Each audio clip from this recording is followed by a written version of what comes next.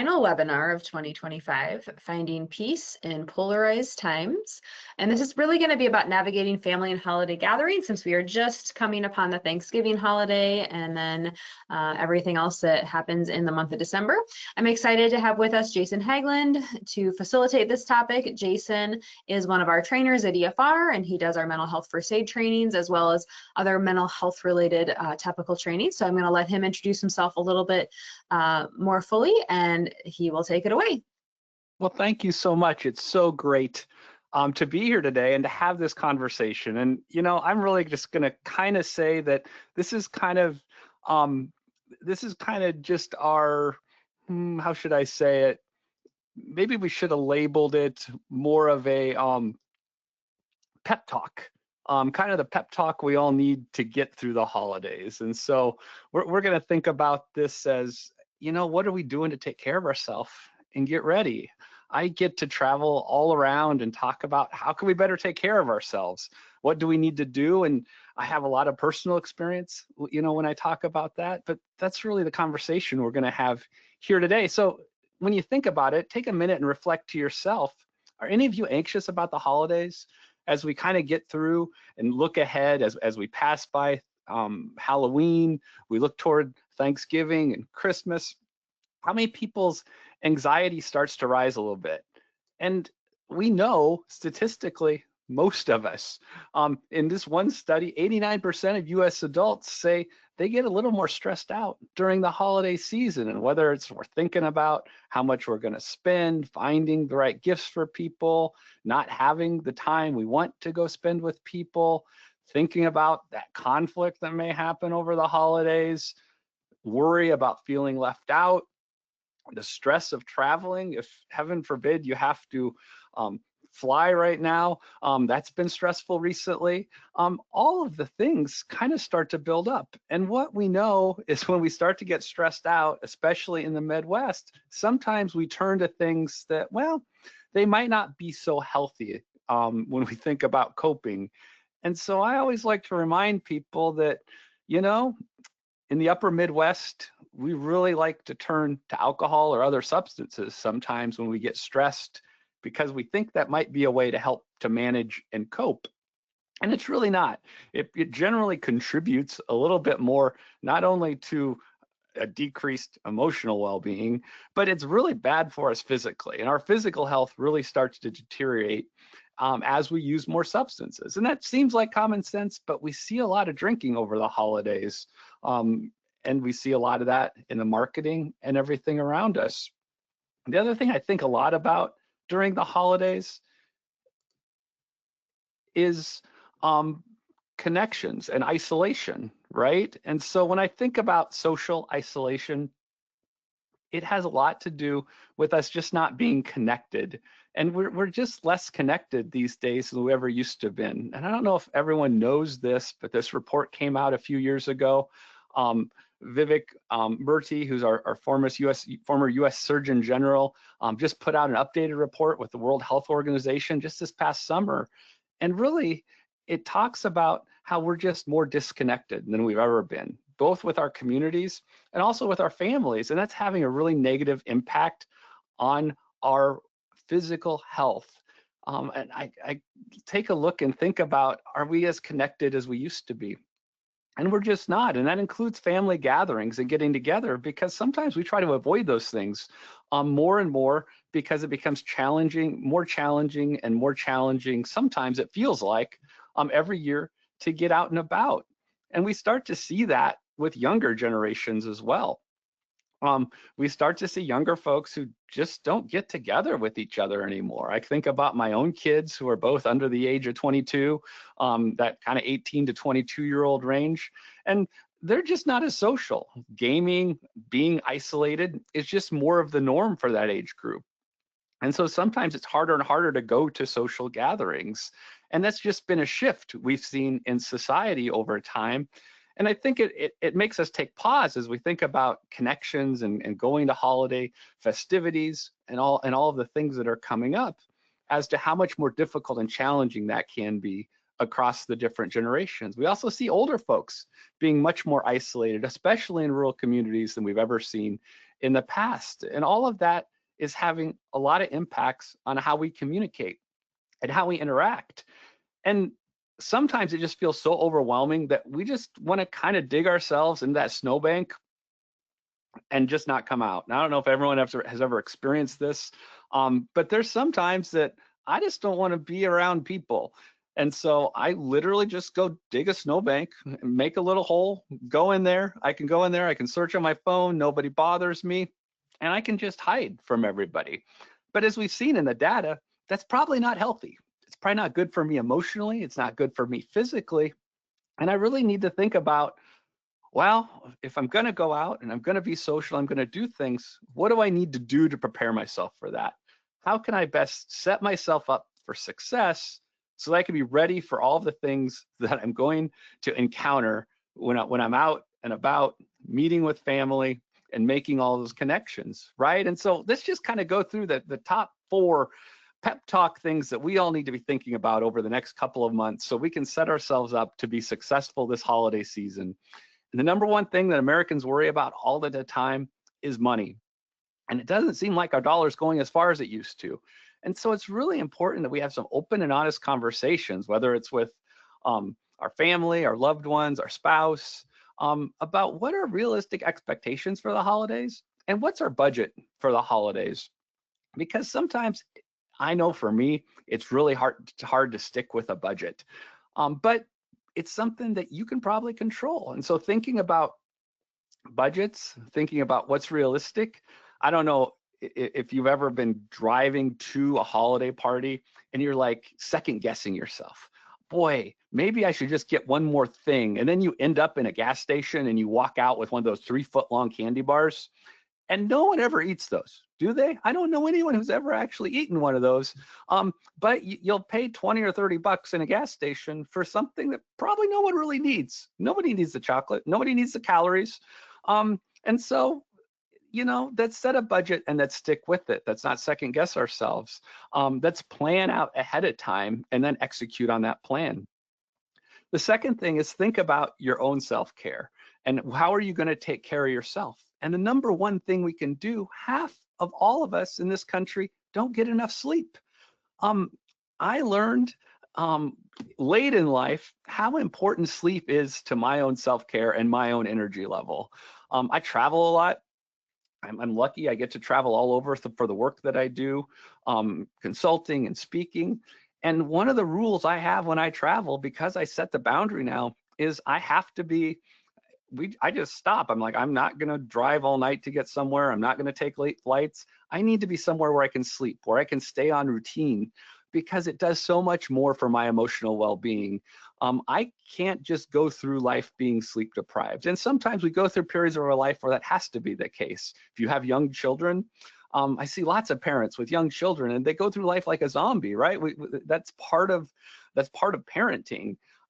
But we can do things to try to buffer that and try to better take care of ourselves, because we need to be strong. We need to take care of ourselves if we're going to be there to take care of other people. The other thing we need to think about is, how do we stay positive? How do we keep ourselves up when it feels like there's a lot of negative energy around us? And so I really think it's great when we can have that hopeful and positive mindset with us all the time. And for me, it's a lot easier to do when I've gotten a full night's of sleep the night before and I've set some boundaries around myself, because then I'm able to stay positive. And I also think about, how do you make the most of any situation? Sometimes I have to drive a long ways. I do lots of work in rural areas. I'm a farmer, so I have to drive to my farm, usually a couple of days a week. And some people would say, oh, that's so bad, you're driving all the time. Well, when I travel or when I'm going someplace I haven't been, I like to stop by and see all those kind of weird and wacky roadside attractions. I'll take pictures of them, send them out to people, because it's fun. And I think it's really important that we create fun in everything that we do. If you've got a long road trip for the holidays, how are you going to build in an extra hour so you can stop and see something along the way? Stop and experience something you never experienced before. Stop at an ice cream shop you never gone to before. There's little things you can build in that can help take something from being kind of something you dread to being creating positive experiences around it. And it's really important we think about how to do that in a way that makes sense. And this really goes back to self-talk, right? What you tell yourself is what you can be. And so it's really important we remind ourselves of just how important that self-talk and what we tell ourselves is in creating that positive experience for all of us. And I could give you numerous examples of how you can change your experience of something simply by what you're telling yourself in your head, what you're saying out loud about that experience. And that's something that is really, really important. And the final one might be kind of controversial because I am probably kind of addicted to my phone, my smartwatch. It's connected to my iPad, connected to my computer. I feel like I'm in a connected world all around me. But sometimes it's best just to put the device down. You know, doom scrolling is real. Sometimes we're just too bombarded in the world of all the things that are happening. And sometimes seeing what everyone else is doing on social media, trying to keep up with everyone else, sometimes it's good just to take a break, especially right before bed, right? One of the things we know research-wise is if you're on your phone, you know, right up until the minute you go to sleep, it affects your ability to get good sleep and sleep that's rejuvenating and helps you. And so if you can find ways to kind of step away from your device, I know in my house, every now and then we go on breaks from some of the social media sites where like suddenly I'll notice one day that my wife's deleted her profile and she's not on whatever you know, social media channel anymore. And she's like, I just needed a break. And the only way I can take a break is if I delete it, because otherwise I'll just keep going back to it and it just irritates me. I don't want to read all of that. And so it's okay if you need to take a break. It's okay to step away from things. And when you do that, right, that creates those protective factors, those things that keep you in check, the things that anchor you down and supports you, right? And so when you think about how you maintain your regular routine, how you get on track, you really have to get honest with yourself about what can you control and how can you take control of the things you can. And that might help you then to have the ability to kind of take on some of those other things that you know you're gonna need just to have a little extra energy to make it through, because we're all gonna need a little extra energy at times this holiday season just to make it through. And that's part of the reason why we see people drinking less. We see a lot of young people who are saying, you know, I know that drinking isn't good for me. I know that when I'm not drinking, I'm getting better sleep. I'm feeling better and healthier. I have reduced anxiety, and my mind is clearer. And I think we could learn a lot from these younger generations who are choosing to lead a different lifestyle than a lot of the older generations did. And so I think as we think about what's one thing you can control through the holiday season, it's how much you're drinking. You know, it's what you're adding to your eggnog. It's the choices that you make around all of those things. And is that a healthy choice or not a healthy choice? And so you can make those choices as you're going to those family gatherings, as you're thinking about the gatherings that you may be hosting, just how do you want to do that? And as you're hosting those gatherings, it's going to be important to think about how are you going to endure, how are you going to embrace conflict? Because we know in a lot of families, there's a lot of varying thoughts and opinions and discussions that happen. And generally, if we're adding alcohol to the mix, it gets a little more complicated. And so it's important to remember kind of some key tips to communication as we're navigating some of the kind of landmines that happen when we're at big family gatherings. How do we kind of keep things in a way that we still want to be family at the end?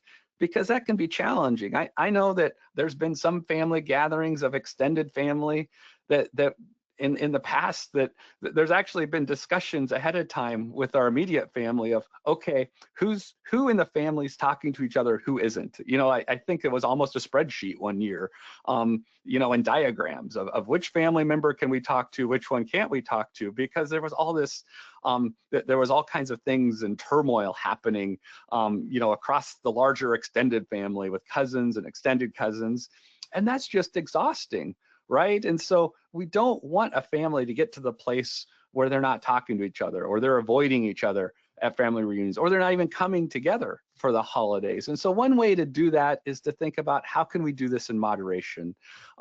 Family is family. You don't get to choose them, right? And so we all have different views and beliefs and ways of looking at the world and perspectives, but we can all still gather together and enjoy our time as family during the holidays. But we need to think about, how do we do that in a way that we can be empathetic and understanding, and agree to disagree at times in a way that doesn't escalate a situation and doesn't alienate people, right? It doesn't mean we have to fold. It just means of how do we help to navigate these times when it seems as though there's more polarization across the board. And we also need to know when we just need to take a break and walk away.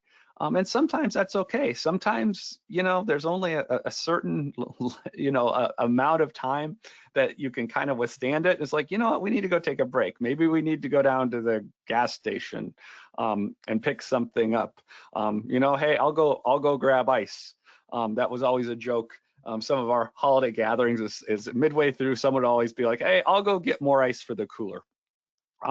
Okay. It's kind of funny, right? That's kind of the code word for, I need a break. I've got to get out of here for 10 minutes, gain my composure back, and then come back. And I think that is really what's key, is having the insight to know, when do I need to go? When do I need to come back? And how can I communicate that with my loved ones in a way that makes sense? And if you're going to be able to be empathetic and do all of that, you have to take care of yourself first, right? And during the holidays, sometimes we take on these extra burdens of having to make it perfect for everyone. I think about my favorite movie of the holidays. I start binge watching it about this time of year, every year. Like, I have to get through I have to get through Halloween first, and then I start watching Christmas Vacation. It's my favorite Chevy Chase movie, because it really is a great example of families coming together for the holidays and trying to make everything perfect, and how it just can continually fall apart.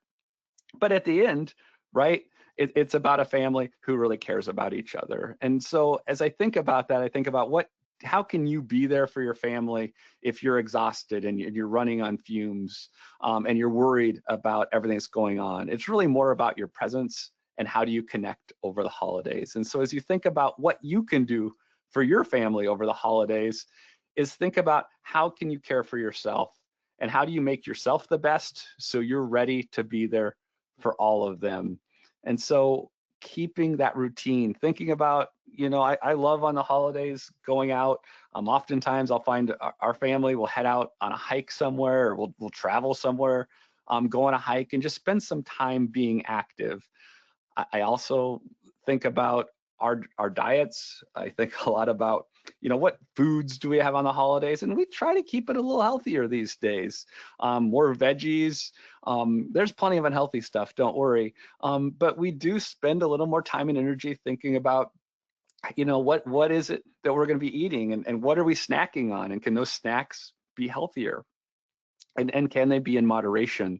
I'd much rather graze over all day on some healthier foods than eat a bunch of chocolate, right? Not there's not a place for chocolate and cake and all the other things we're going to have, but thinking about how to do that, scheduling time off, right?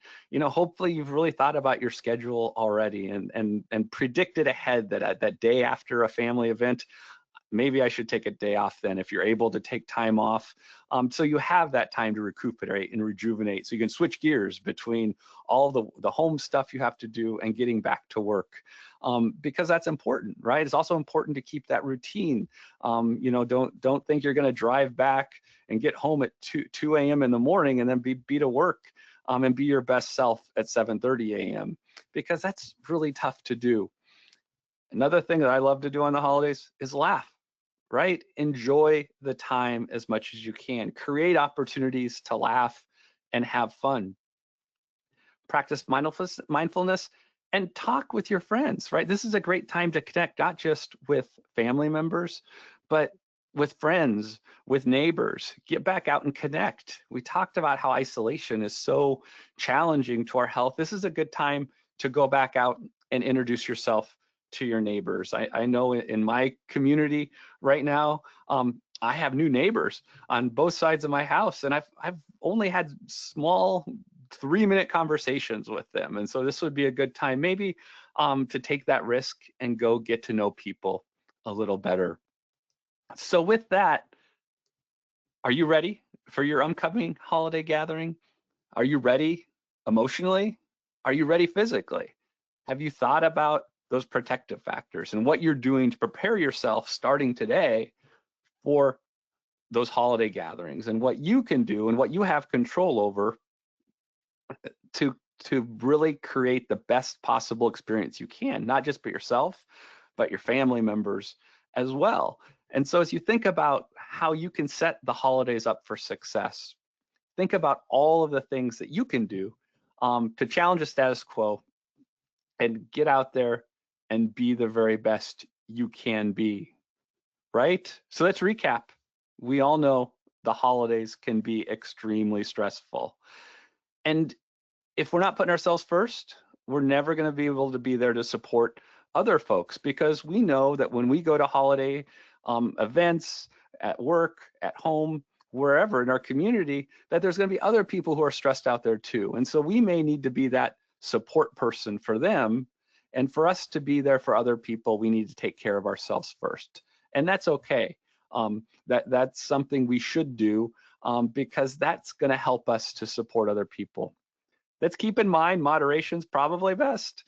Using substances to combat stress doesn't actually make things better.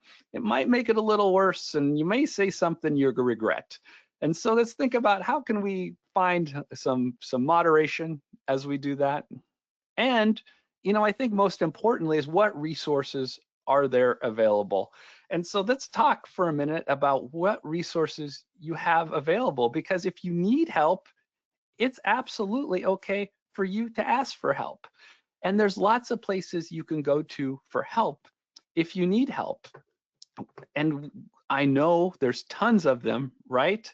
But some of the favorite places I always guide people to are the easiest ones to remember. And 988 is the crisis lifeline. 3-digit number, just like 911, 3-digit number. It's available anywhere across the United States. Free, confidential support line. You can call and just listen. Somebody will just listen to you. You can talk, you can ask questions, right? It's not just for folks if you're experiencing suicidal thoughts, right? It's really just about if you need someone to talk to, you can call that line 24 hours a day, 7 days a week. You can also go to the website, yourlifeiowa.org, and that will connect you as well to a counselor who can support you that's very similar to 988. And I think those resources are really important to know. There's other support lines as well that you can contact, and you can learn more about those at Your Life Iowa. I just think it's really important to think about where you can go, who you can turn to. If you have a therapist, you can turn to your own therapist. But if you're struggling to know who to turn to, or you have questions about who to turn to, I think it's important to think about your EAP.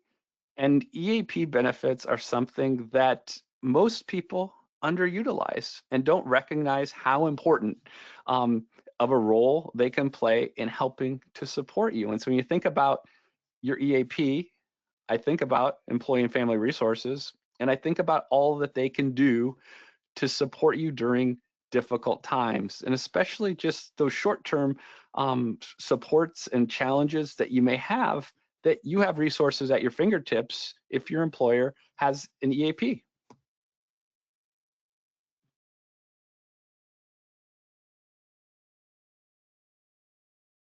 Jason, there is a question from someone about people that don't live in the state of Iowa. Obviously, I'll talk a little bit more about EAP here in a moment, and anyone on this call that has access to EFR's EAP, no matter what state you live in, you have resources available through us. But do you know, are there complementary organizations in other states similar to Your Life Iowa? There absolutely is, and I couldn't tell them to you all off the top of my head. But if you start with 988, they would guide you to that. Okay. And so I would always encourage folks to start with 988.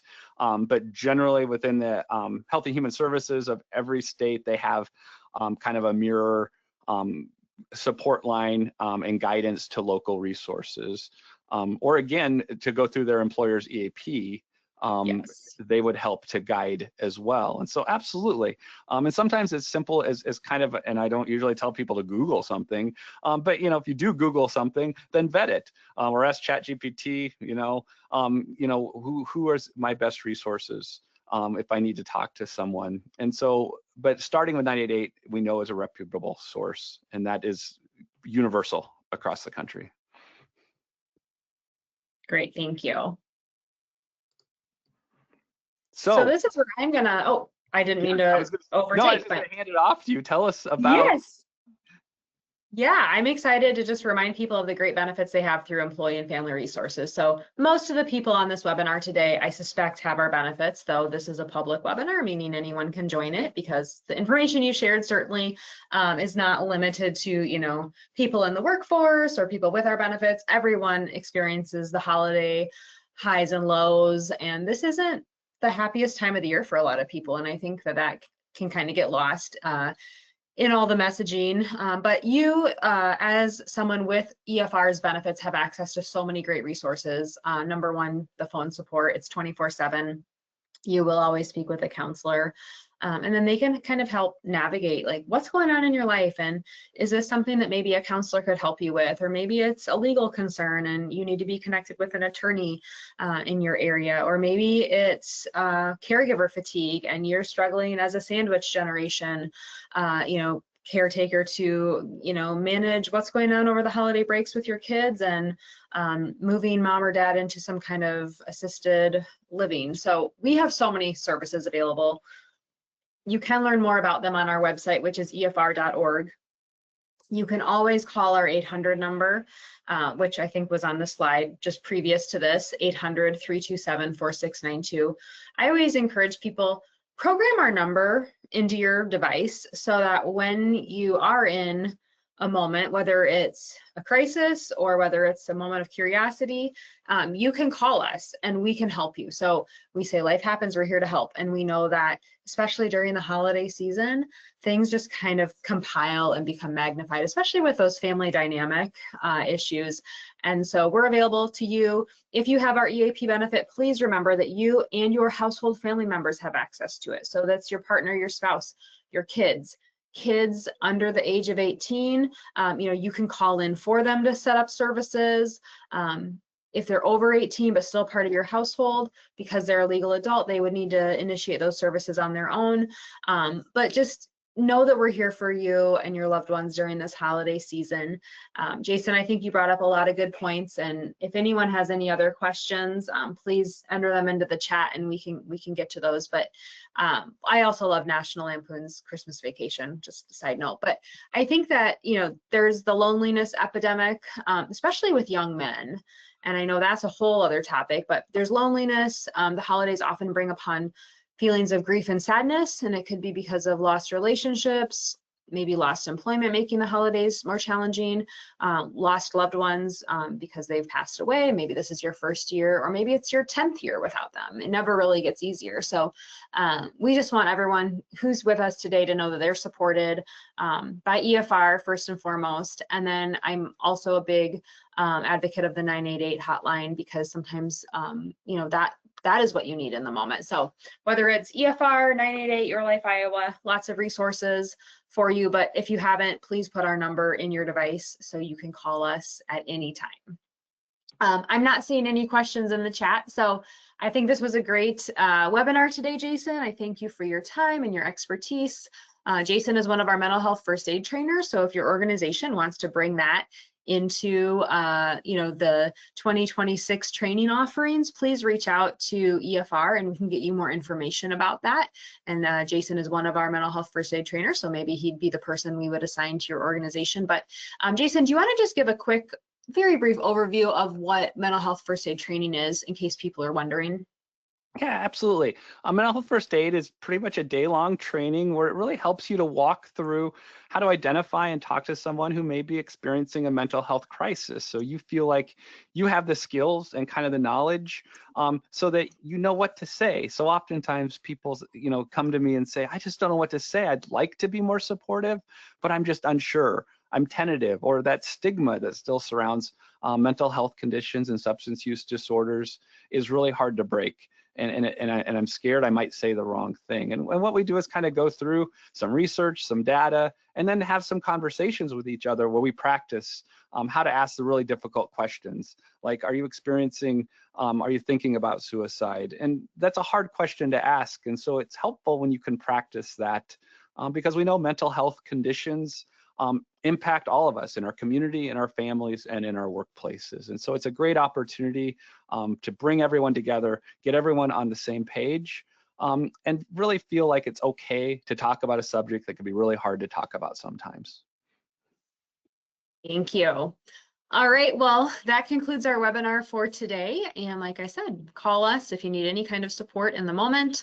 Visit our website, efr.org, and don't hesitate to let someone know if you're struggling, because it is very normal to struggle in life, and especially this time of year. And so we just want you to know that you're supported, and there's always someone at EFR who will be able to listen. So thanks, everyone. Happy holidays. Thanks, Jason. Thank you. Happy holidays.